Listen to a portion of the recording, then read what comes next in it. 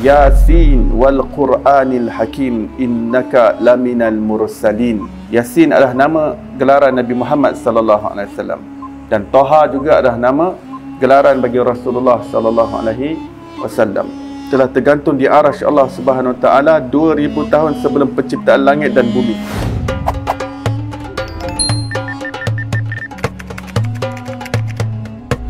Assalamualaikum warahmatullahi wabarakatuh. Innal hamdalillah, assalatu wassalamu ala rasulillah sayyidina Muhammad ibn Abdullah wa alihi wa sahbihi wa man walah, amma ba'd. Subhanaka la ilma lana illa ma 'allamtana innaka antal alimul hakim. Rabbi shrah li sadri wa yassir li amri wahlul 'uqdatam min lisani yafqahu qawli. Allahumma salli ala sayyidina Muhammad al-Fatih lima ughliq wal khatim lima sabaq nasiril haqqi bil haqq wal hadi ila siratikal mustaqim wa ala alihi haqqa qadarihi wa miqdarihi al-azim. Allahumma anfa'na bima 'allamtana wa 'allimna alladhi ma yanfa'una. Allahumma faqihna fid din wa 'allimna at-ta'wil. Allahumma inna nas'aluka 'ilman nafi'an wa rizqan wasi'a wa na'udzubika min 'ilmin la yanfa' min qalbi la yakhsha. Allahumma iftah 'alaina futuhal 'arifin warzuqna fahman nabiyyin wa hifzal mursalin wa imanal muttaqin ya arhamar rahimin. Allahumma nawwir qulubana bi'ilmik wastamil abdanana fi ta'atik. Allahumma nawwir qulubana bi'ilmik, Allahumma nawwir qulubana binuri ma'rifatik wa tahhir qulubana an ghairik. Allahumma akhrij min qulubina kulla qadar lid dunya wa kulla mahallin lil khalq yamilu bina ila ma'siyatik aw yushghiluna an ta'atik aw yahulu bainana wa baina tahaqquqi bi ma'rifatikal khassah wa mahabbatikal khalisah. Allahumma rzuqna hubbaka wa hubba rasulik. Allahumma aftah alaina fathan qariba fi ulumil aqliyati wan naqliyah bijahi sayyidina wa maulana Muhammadin khairil bariyah sallallahu alaihi wasallam. Alhamdulillahi rabbil alamin.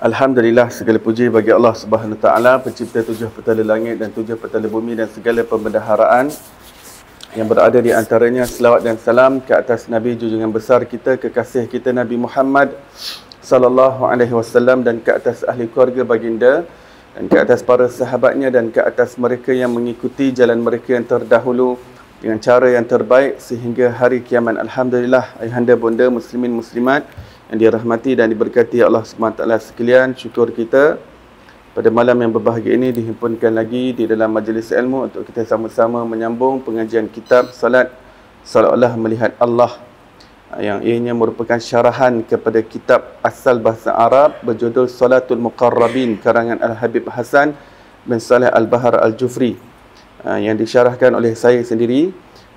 Mari kita bacakan ummul kitab dan hadiahkan kepada beliau dengan niat mudah-mudahan Allah kurniakan kita keberkatan ilmu dan dibukakan kefahaman zahir dan batin dan dicurahkan ke dalam dada kita seperti mana yang telah dilimpahkan ke dalam dada beliau. Wa ila hadratin nabiyil mustafa sallallahu alaihi wasallam. Al-Fatihah. A'udzubillahi minasyaitonir rajim. Bismillahirrahmanirrahim. Alhamdulillahirabbil alamin. Arrahmanir rahim.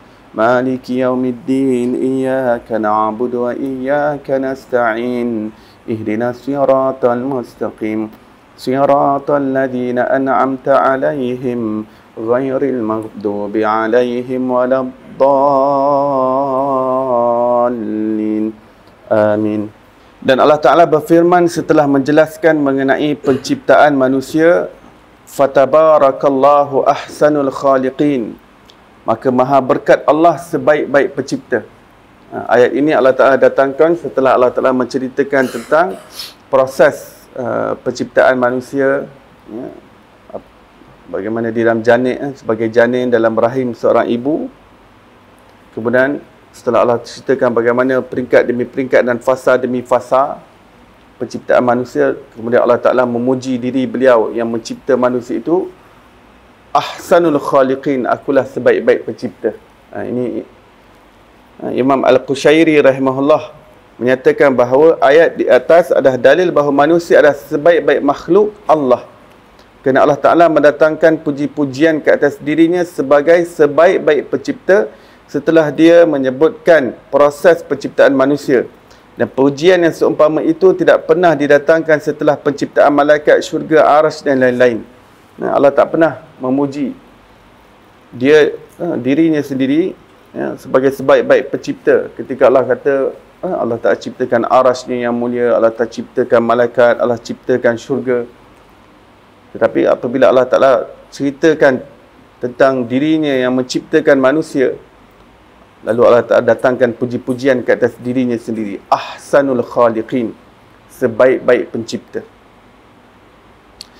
Imam Al-Munawi rahimahullah berkata, Allah Ta'ala telah memuliakan insan melebihi makhluk-makhluk yang lain.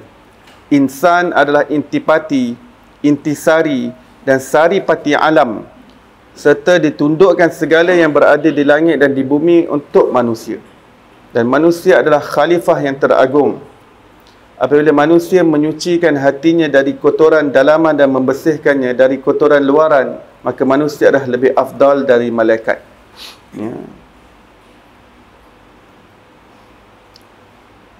Intipati ataupun maksud kepada alam ini adalah manusia itu sendiri. Maka seluruh yang ada di langit dan di bumi, semuanya Allah Ta'ala ciptakan adalah untuk maksud itu, untuk maksud dan matlamatnya, iaitu insan, golongan manusia. Maka seluruh makhluk yang berada di langit dan bumi sebenarnya berkhidmat untuk manusia. Di dunia ini memanglah kita nampak di alam nyata Allah Ta'ala jadikan kita sebagai khalifah. Jadi kita dapat menggunakan apa yang Allah Ta'ala bekalkan di alam dunia ini untuk kepentingan manusia. Adapun jin tidak dijadikan khalifah. Jadi kita tak nampaklah jin dia boleh ambil tanah sana, dia ubah ke tanah sana. Melainkan kalau dia diperintahkan oleh manusia, seperti Nabi Sulaiman, khadam dia adalah jin. Yang buat construction untuk Nabi Sulaiman ni bukan orang Bangladesh, bukan orang Lombok, orang Indonesia.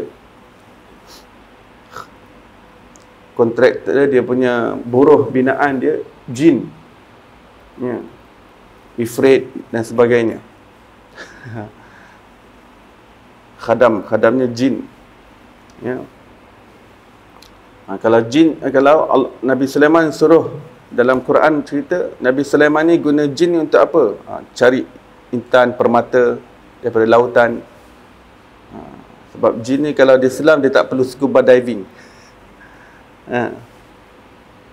Gawas. Mereka boleh selam dan selam, cari permata-permata, mutiara-mutiara yang indah-indah untuk Nabi Sulaiman alaihissalam. Manusia. Ya, manusia biasa pun boleh, harus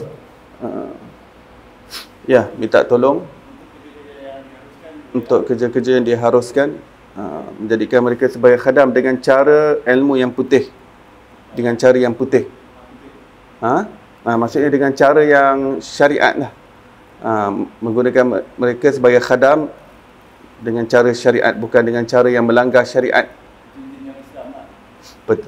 Pertamanya memang jin Islam. Keduanya, cara menjadikan mereka sebagai khadam bukan dengan cara pemujaan, bukan dengan jampi serapah yang entah apa-apa entah, tapi dengan ayat Quran, dengan keberkatan Nabi Sulaiman alaihissalam, dengan nama keberkatan Nabi Muhammad sallallahu alaihi wasallam. Itu orang-orang yang ada dalam arena itu, mereka tahu.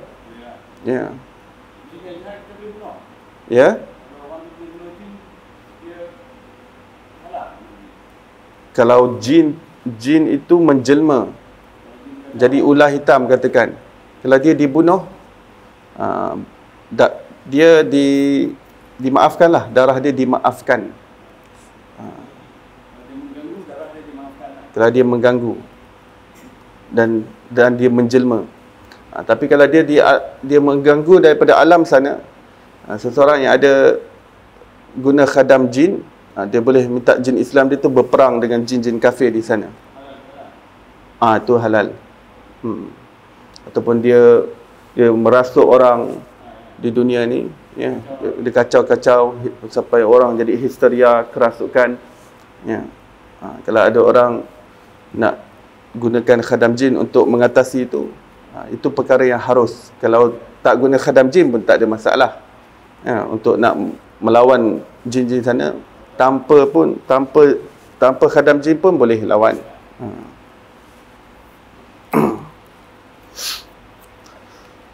Nabi Sulaiman alaihissalam, ya, kadang-kala buka tender lah. Buka tender. Minta tolong. Siapa boleh pindahkan singgahsana Balqis? Siapa boleh?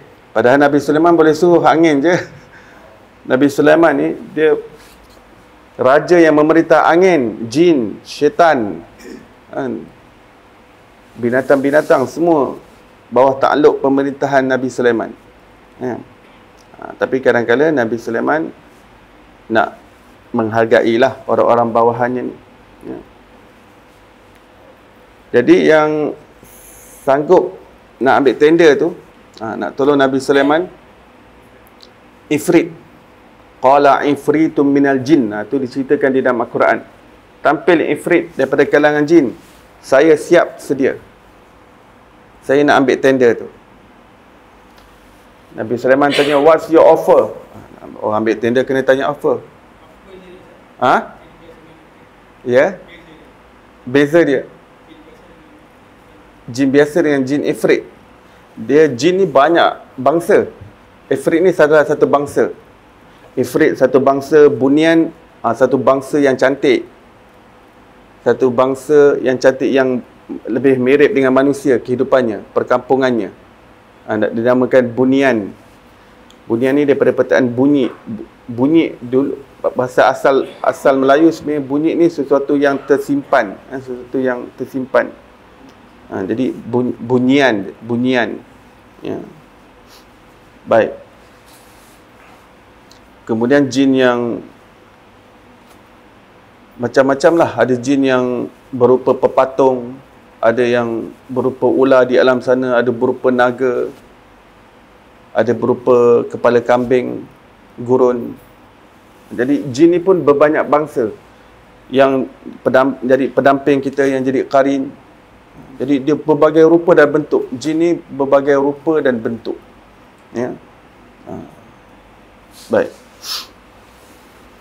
Jadi salah satu bangsa jin ni adalah Ifrit. Ifrit. Jadi dia sedia. Nabi Sulaiman tanya, apa offer kamu untuk nak sempurnakan tender tu? Dia kata, sebelum kamu bangun daripada tempat duduk kamu, aku dah siap pindahkan singgasana Balqis daripada Yaman pindah ke Palestin. Transfer. Kemudian Nabi Sulaiman tanya, ada siapa yang boleh offer lebih baik? Biasalah tender. Ya. Siapa offer? Ada offer lebih baik? Salah seorang daripada menteri Nabi Sulaiman, wali Allah. Menteri Nabi Sulaiman ni seorang wali Allah, nama dia Asif bin Barqiah. Beliau wali Allah yang mempunyai rahsia Ismullahil A'zam. Beliau tahu nama Allah yang Allah yang diperuntukkan untuk dirinya. Kalau dia sebut nama Allah tu berdoa, makbul doa. Setiap manusia sebenarnya, siapa yang Allah Ta'ala, siapa yang dia mencari, Allah Ta'ala boleh bukakan setiap manusia. Sebab setiap manusia ada rahsia-rahsia ya, tersendiri. Maka dia ada rahsia Ismullahil Azam. Kata, saya sedia, wahai tuanku. Okay, what is your offer? Asif kata, sebelum tuanku blinking, before the blinking of your eyes, aku dah boleh pindahkan. Kalau gitu kamu ambil tender tersebut. Tak sempat apa-apa, buka tu dah ada dah. Singgah sana Puteri Balqis. Ketika itu Puteri Balqis sedang dalam perjalanan, sebab Nabi Sulaiman summon dia untuk datang menghadap. Datang menghadap. Jadi Puteri Balqis bersama dengan tenteranya sedang sedang pelayaran ataupun sedang dalam safar, kan, daripada Yaman menuju ke Palestin dalam perjalanan. Dan ketika dalam perjalanan itulah singgah sana beliau dibawa ke Palestin sebab Nabi Sulaiman nak surprisekan dia. Nak surprise.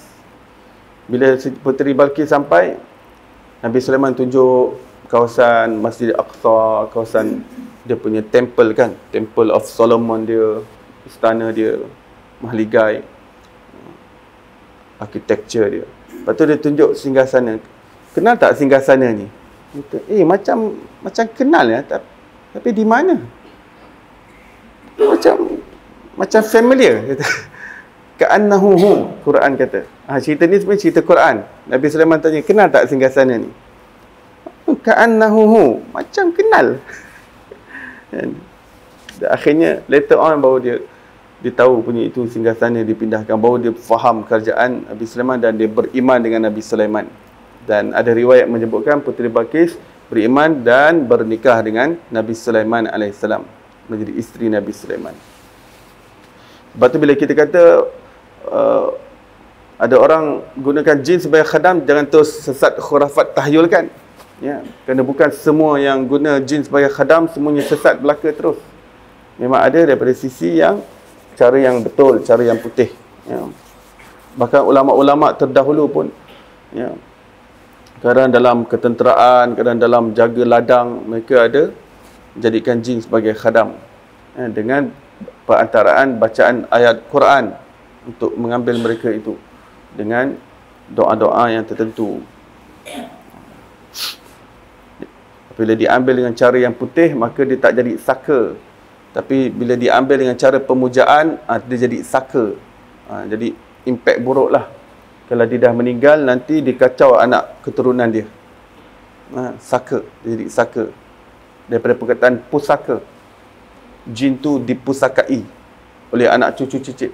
Biasa mana anak cucu cicit, kebiasaannya anak cucu cicit yang tak jaga sembahyang, tak ada jaga amal, tak ada banyak wirid, tak ada jaga baca zikir, azkar, hizib, ratib, berdedah-dedah aurat, ini lebih mudah untuk syaitan tadi menempel kepada dia. Jin tadi menempel. Sebab dia kena cari rumah baru. Sebab tuan dia lama dah meninggal, dia akan pergi. Kebiasaannya dia akan pergi orang yang tak jaga amal. Tapi kalau dia kacau orang yang dah memang jaga amal, maksudnya itu ketetapan Allah lah untuk nak uji orang tersebut. Walaupun dia dah ada amal, dah ada wirid, tetapi tetap terkena saka juga. Itu bahagian untuk dia bersabar dengan ujian. Ya. Seperti mana orang yang dah jaga pemakanan, jaga diet, ya, jaga kolesterol, jaga glukos, tiba-tiba dia pula diabetes, dia pula kanser. Ya. Kanser tu mungkin baka juga daripada keturunan dia. Diabetes pun mungkin baka keturunan dia juga. Yang lain-lain tak kena, tapi dia pula kena. Maksudnya dah memang bahagian dia lah daripada Allah Ta'ala nak uji dia. Ya. Baik.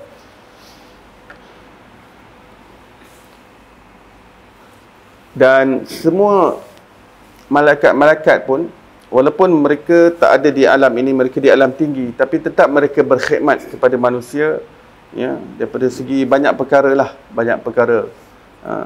Ada amalan-amalan soleh yang dilakukan oleh manusia yang menyebabkan malaikat-malaikat di langit bergembira dan mereka beristighfar untuk kita.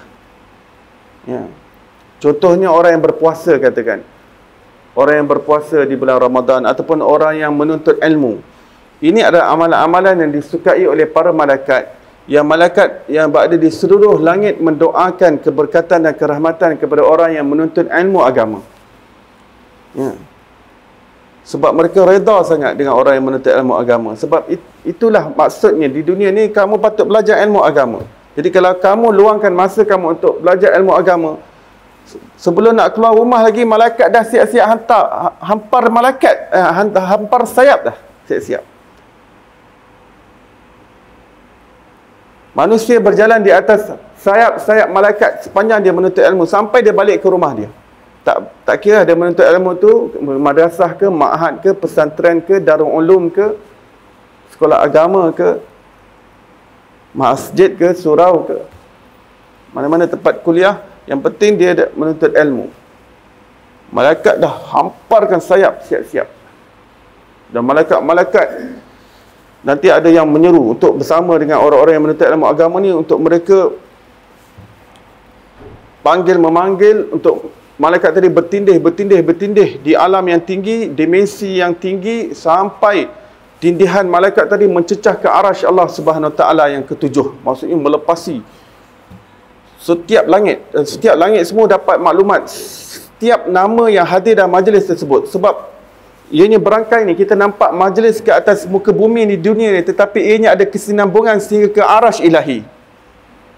Kesinambungan itu semua disusun atur oleh malaikat setiap daripada petala langit dan petala bumi sampai ke arasy Allah Subhanahu Wa Taala.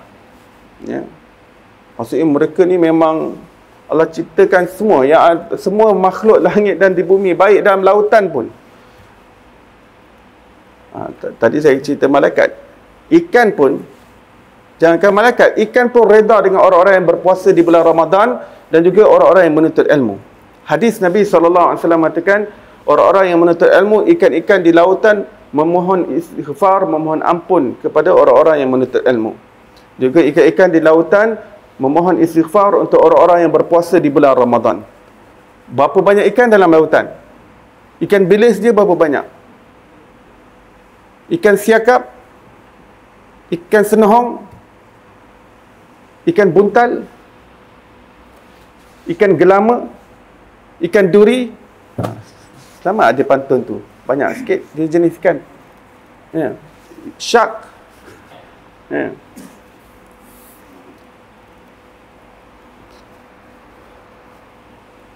Semuanya berkhidmat untuk memohon istighfar untuk hamba-hamba Allah Subhanahu Wa Taala.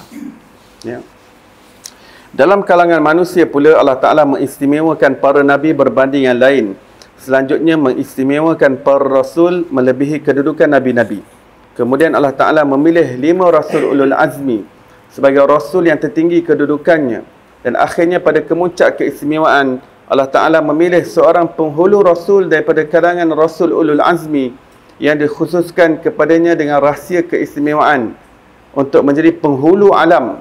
Dan itulah Habibullah Nabi Muhammad sallallahu alaihi wasallam. Ya. Jadi Nabi SAW ni intipati kepada segala intipati alam ini. Ya, rahsia kepada segala rahsia alam ini semuanya terletak pada diri Nabi Muhammad sallallahu alaihi wasallam yang merupakan penghulu alam. Ya. Dan Rasul Ulul Azmi adalah 5 orang semuanya. Ini adalah top 5 di kalangan Rasul-Rasul. Ya, 5 orang Rasul yang tertinggi kedudukannya. Ya, iaitu Nabi Nuh, Nabi Ibrahim, Nabi Musa, Nabi Isa dan Nabi Muhammad sallallahu alaihi wasallam. Dan daripada 5 ini Allah Ta'ala pilih lagi penghulu di kalangan mereka. Top of the top, best of the best. Itulah Nabi Muhammad sallallahu alaihi wasallam sebagai penghulu sekalian Rasul.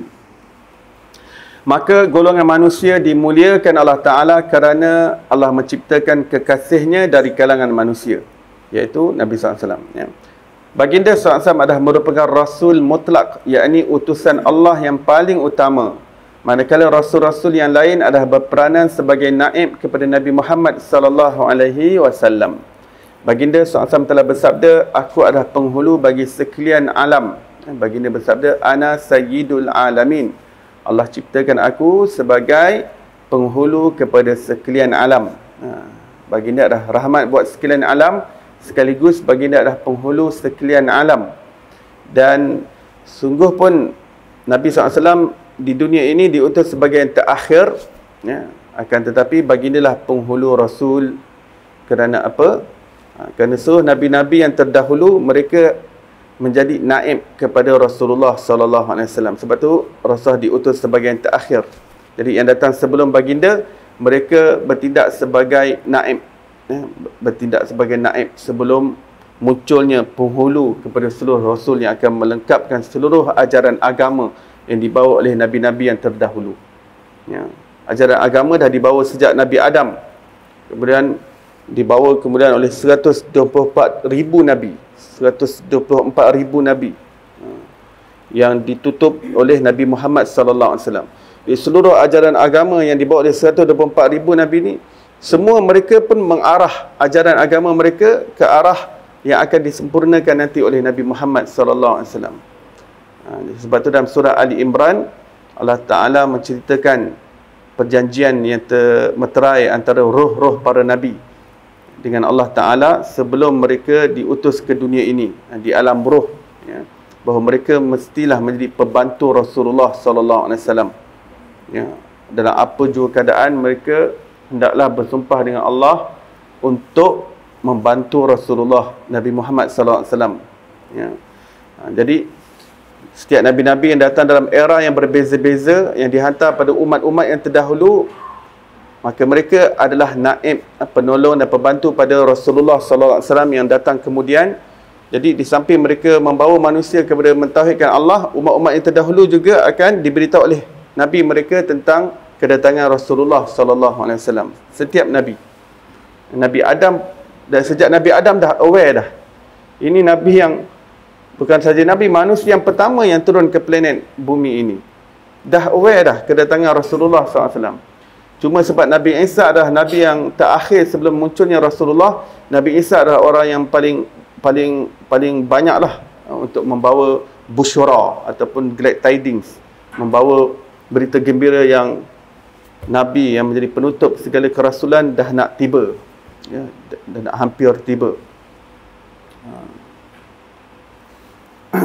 Tapi sebelum Nabi Isa, semua nabi-nabi pun dah memang memperingatkan kaum mereka. Kitab-kitab suci yang terdahulu pun banyak menceritakan tentang Nabi Muhammad sallallahu alaihi wasallam. Suhuf-suhuf yang diturunkan pada nabi-nabi yang terdahulu juga banyak menceritakan tentang kriteria Nabi Muhammad sallallahu alaihi wasallam. Sebab semua projek mega agama ni semuanya akan disempurnakan oleh Nabi sallallahu alaihi wasallam.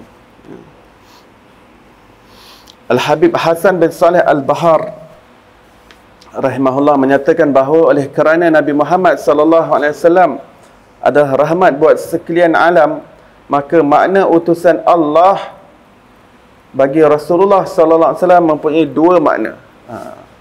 Jadi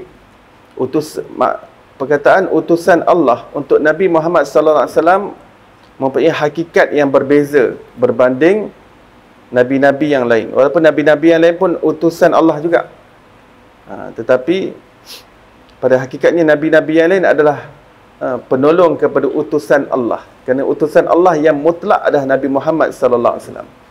Tapi oleh kerana mereka adalah penolong kepada utusan Allah, mereka juga boleh disebut sebagai utusan Allah juga, ya.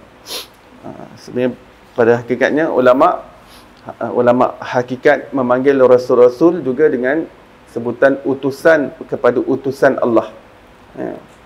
Nama lainnya, walaupun mereka boleh disebut sebagai Rasulullah, utusan Allah, tetapi pada secara hakikatnya mereka adalah Rasulillah. Mereka adalah utusan kepada utusan Allah. Kerana utusan yang mutlak Nabi SAW, baginda adalah perantara, baginda adalah utusan Allah yang menjadi perantara antara Allah dengan sekalian makhluk, ya. Dia ada dua makna utusan Allah bagi Rasulullah. Yang pertama ialah nur Nabi Muhammad sallallahu alaihi wasallam diutus dari sisi Allah sebagai ciptaan pertama, lalu cahaya kerahmatan baginda sallallahu alaihi wasallam meliputi segenap kejadian, justru seluruh makhluk mendapat rahmat menerusi baginda sallallahu alaihi wasallam, ya. Satu-satunya kejadian, satu-satunya makhluk yang datang direct langsung daripada Allah Subhanahu taala adalah roh Nabi sallallahu alaihi wasallam yang dipanggil sebagai Nur Muhammad, ya. Roh Nabi sallallahu alaihi wasallam juga nama lainnya adalah Nur Muhammad. Inilah satu-satunya yang datang direct daripada Allah. Manakala alam ni semua adalah datang daripada perantara nur Nabi Muhammad sallallahu alaihi wasallam, daripada roh Nabi sallallahu alaihi wasallam, melalui pancaran yang Allah Ta'ala jadikan pada roh Nabi Muhammad SAW yang bersifat nurani, Kerana itu Al-Quran memanggil Rasulullah SAW sebagai sirajam munira. Al-Quran menamakan Rasulullah sebagai sirajam munira, iaitu lampu yang nurnya menyinari secara terang benderang, ya. Itu maksud sirajam munira. Allah Ta'ala namakan Rasulullah, ya.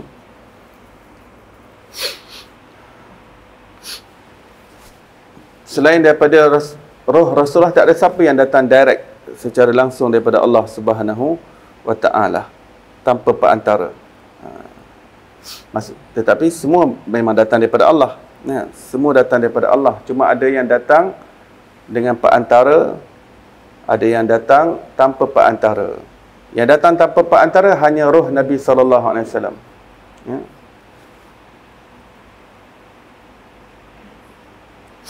Roh kita semua adalah berasal daripada roh Nabi Muhammad sallallahu alaihi wasallam. Bahkan roh seluruh malaikat, bahkan seluruh langit dan bumi ini adalah kesan daripada pancaran daripada nur yang ada pada roh Nabi Muhammad sallallahu alaihi wasallam.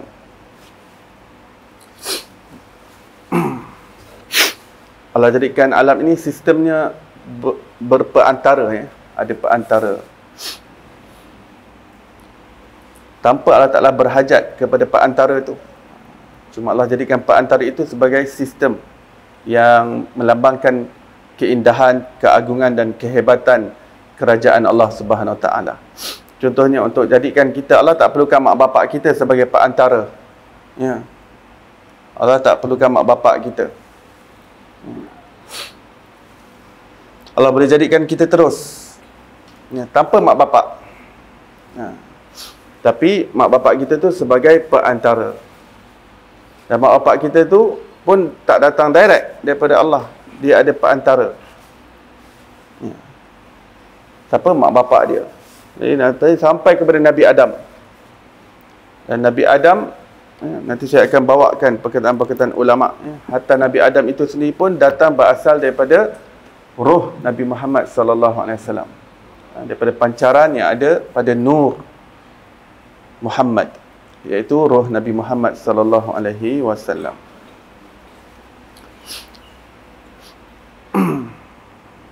Bahkan seluruh syurga dan neraka, langit dan bumi, semuanya dengan perantara. Seluruh malaikat-malaikat semuanya menerusi roh Nabi Muhammad SAW. Sebab itu Nabi SAW dipanggil sebagai Babullahil A'zam, pintu Allah yang teragung. Tidak ada sesiapa yang dapat sampai kepada Allah kecuali menerusi Nabi Muhammad SAW. Hatta Rasul-Rasul tidak akan sampai kepada Allah kecuali menerusi perantaranya Nabi Muhammad SAW.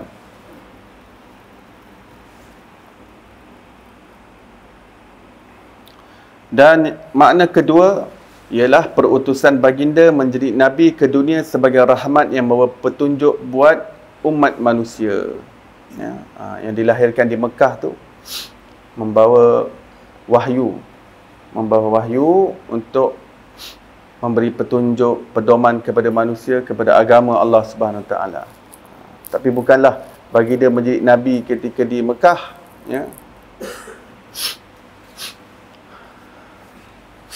Dalam hadis Tirmizi, sahabat bertanya kepada Rasulullah, "Ya Rasulullah, bila sebenarnya kamu menjadi Nabi?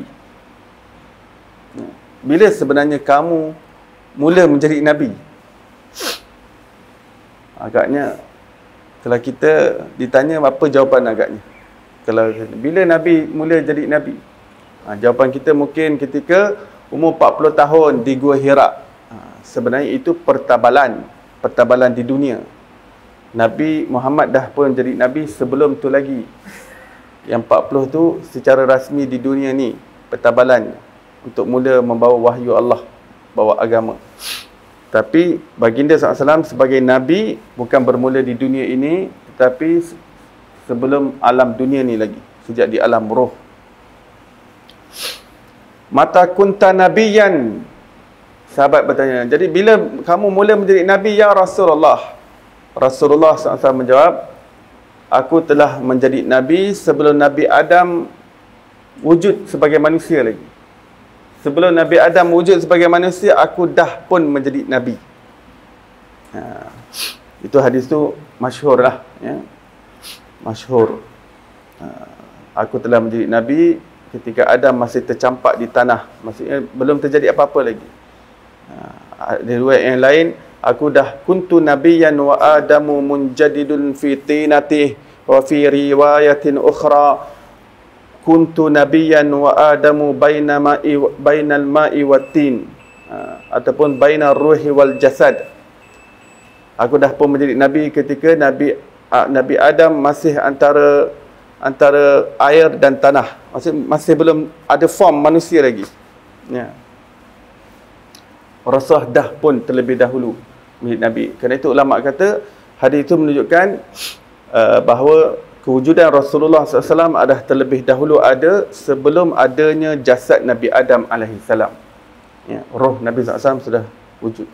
Al-Habib Abdullah bin Muhsin Al-Attas berkata bahawa kefahaman yang dapat diambil daripada hadis yang menyebutkan Yasin adalah jantung Al-Quran ialah bahawa Yasin adalah Nabi Muhammad sallallahu alaihi wasallam, manakala jantung Al-Quran merujuk kepada jantung kepada sekalian wujud, yakni nur Nabi Muhammad sallallahu alaihi wasallam adalah jantung atau roh kepada sekalian wujud.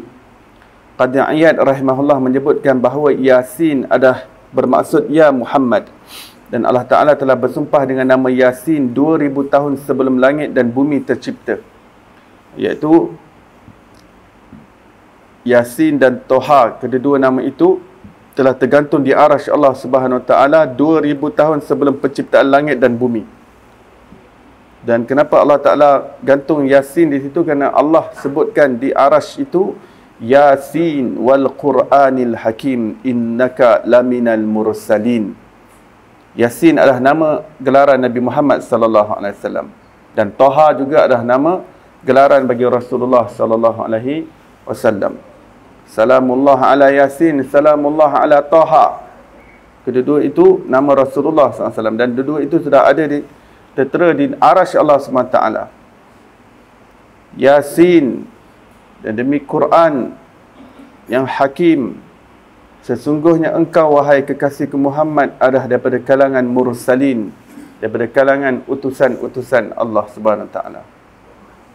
Ya, maksudnya Allah nak bersumpah di situ bahawa Nabi SAW itu adalah sebenar-benar utusan Allah Subhanahu Taala. Innaka laminal mursalin.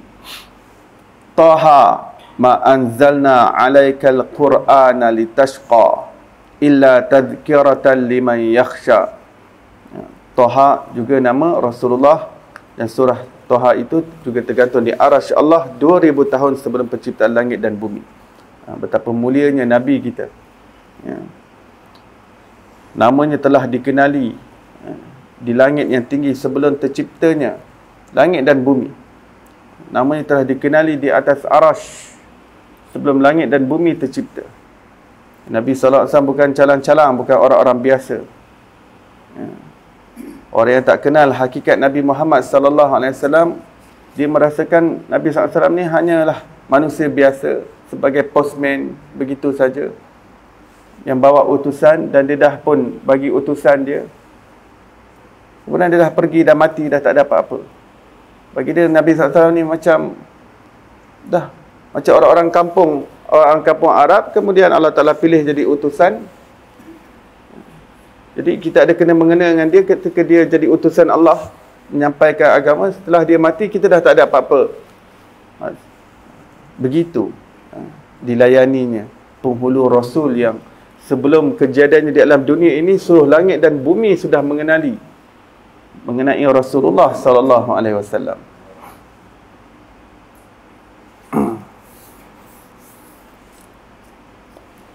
Ada saya dengar orang bercakap, Nabi Muhammad ni asalnya mamak-mamak kampung.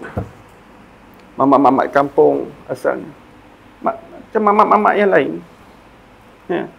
Sebab nama Muhammad, jadi mamak-mamak kampung. Tapi kemudian dia beruzlah dalam gua, dia dapat Rasul, dah